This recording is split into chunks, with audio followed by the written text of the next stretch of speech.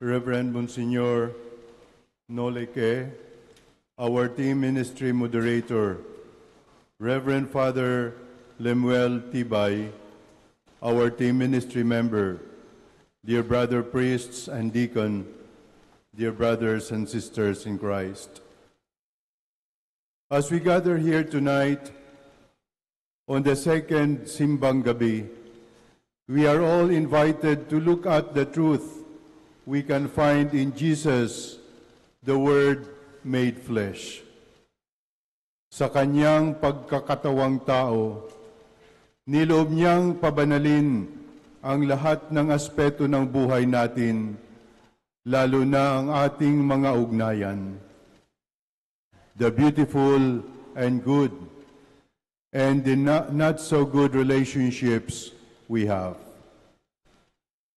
One aspect of our humanity is our familial relationships. Each of us is a gift given to a family. Ang bawat isa ay regalo sa kanyang pamilyang kinabibilangan. Ganon din maging ang anak ng Diyos. Siya ay unang iniregalo sa isang pamilya. But what does this reality imply? We can be sure that we Catholics did not invent Jesus and his family. In the gospel proclaimed tonight, we heard the genealogy of Christ. Hindi natin inimbento ang pamilya ni Jesus.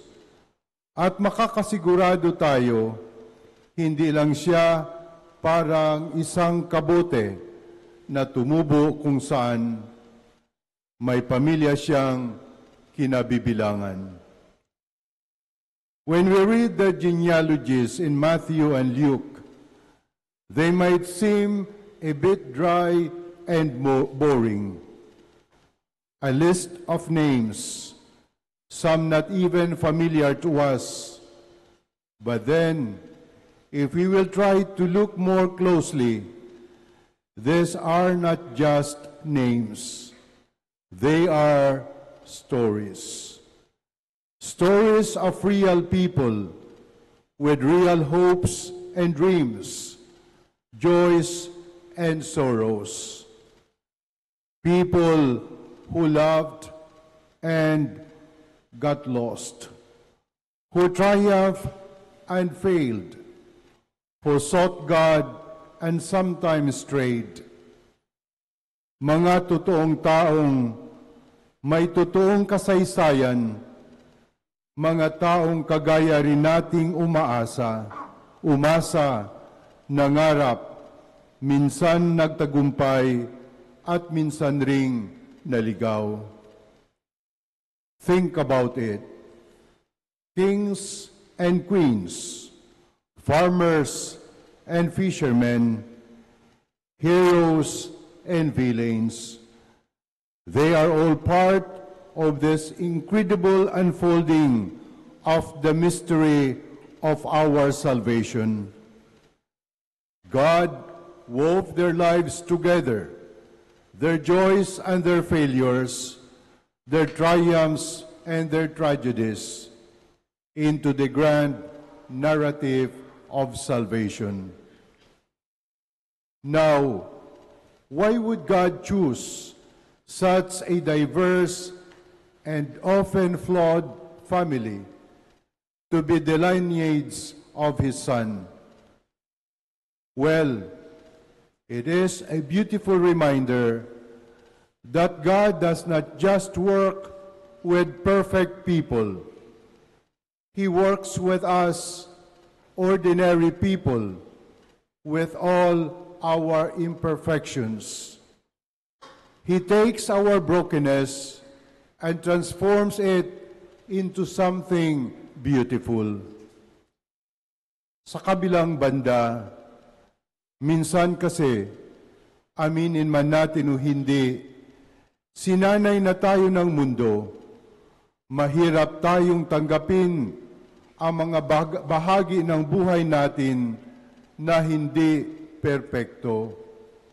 We are conditioned by this world to only look at what seems to be perfect, always filtered, always about the most liked, shared, and followed, always about what to post as the best image to flaunt, best foot forward.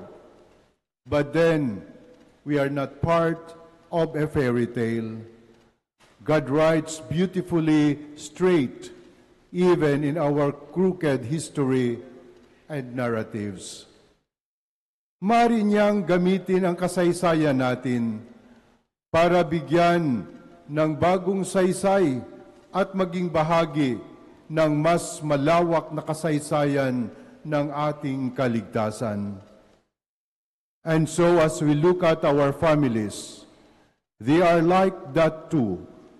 They are messy, they are complicated, but they are also filled with love and grace.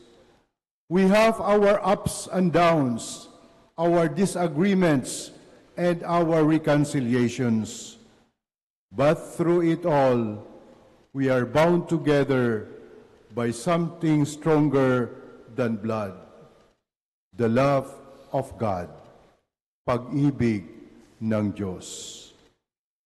So the next time you look at your family tree, remember you are part of a much bigger story.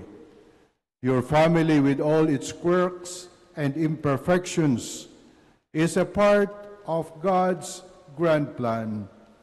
And just like those ancient families in the scriptures, your family can be a source of strength, hope, and faith. Sabi nga sa isang kanta, family is love. Sa ating ikalawang simbang gabi rin, habang umiigting ang ating pananabik sa pagdiriwang ng Pasko ng pagsilang ng Panginoon natin, balikan natin ang katotohanan. Sa pagkakatawang tao ng Diyos, niloob niyang gamitin maging ang kasaysayan ng ating ugnayan at tinatawag niyang maging bahagi ito ng kasaysayan ng ating kaligtasan. Mga kapatid, iuwi natin si Jesus sa ating mga tahanan. Nais niyang maging bahagi ng ating mga pamilya.